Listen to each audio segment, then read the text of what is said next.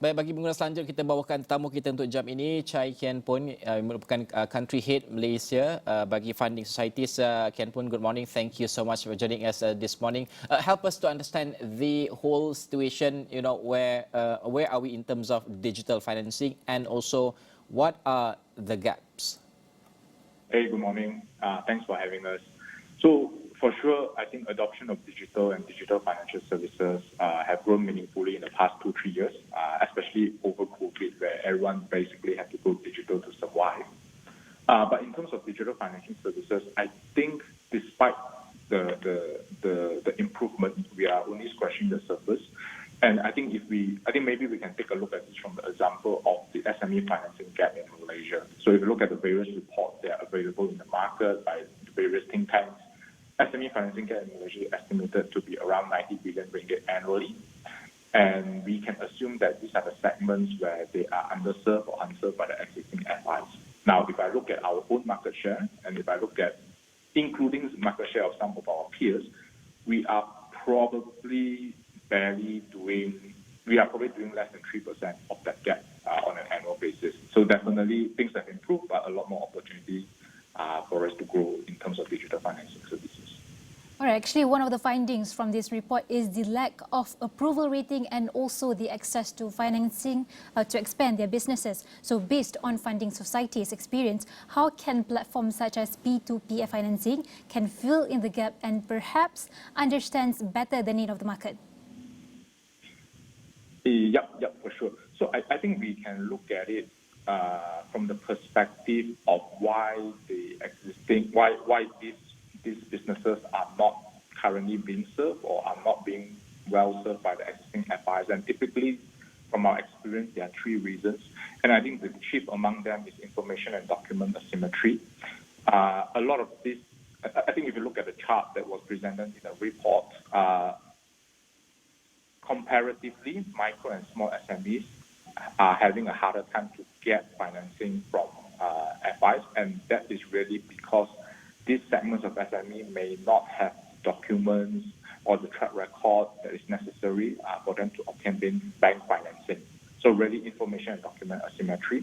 And how digital platform ourselves come in is essentially figuring out what are the additional documents, what are the alternative documents and data points that we are able to leverage on to do our credit assessment besides relying on traditional financial statements, audited accounts, management accounts, etc. So, for example, we work with a lot of ecosystem partners where we tap into the digital data that is available on all these platforms, but of course with consent from the businesses to do our credit assessment. So, for instance, our partnership with Custom, our partnership with Foodpanda, that has really gone very well. So the second reason is I think you have to look at the cost structure of a traditional FI. Typically, the effort for them to underwrite a 500,000, about a 50,000 loan and a 500,000 loan is not too different. Hence, typically, they focus on the larger segment and longer tenor financing because it's more economically profitable for them to do so. But because platforms like ourselves are digital first, we are able to actually focus on the smaller and shorter term financing segment. And lastly, obviously, because the FIs do longer and larger tenor loans, they also require collateral, which platform like us don't, because we focus on smaller ticket and shorter term financing. Kien Poon, let's talk about inclusiveness. Does P2P platform serve the suburban and also rural area when it comes to financing businesses? I think that is an excellent question. So as a digital platform, we don't discriminate where our customers come from. And I think frankly speaking, when we look at our data, we do have a meaningful amount of customers that comes from various parts of the country. But having said that, in terms of percentage of penetration, we do see that we are doing better in terms of branding awareness in the Klang Valley region, in some of the cities in the West Coast, compared to East Coast and probably East Malaysia as well. And this is really our focus area next year, right? So how do we reach out more efficiently and effectively to SMEs in these other parts of the countries where we are currently not, where we think we can do much better. So I think one strategy is basically adopting an omni-channel approach. Although we are a digital first platform, but we feel that for certain for customers in the rural area or suburban area, we may need to complement it with the offline touch points. So getting them or engaging them, acquiring them, and onboarding them via offline touch points, and then gradually bringing them digital. Kien Poon, one of the findings from the report is the gender gap. Women tend to get less approval than men. What's the reality like, from a P2P platform perspective? And if you could, also comment on the behavior of the servicing the loan. Do women actually, pays better and service their debt better than men? Yeah, so we are gender agnostic, to be honest. So I think when it comes to financing application, we don't really look at the gender, but really looking at the underlying information and data that we are able to obtain.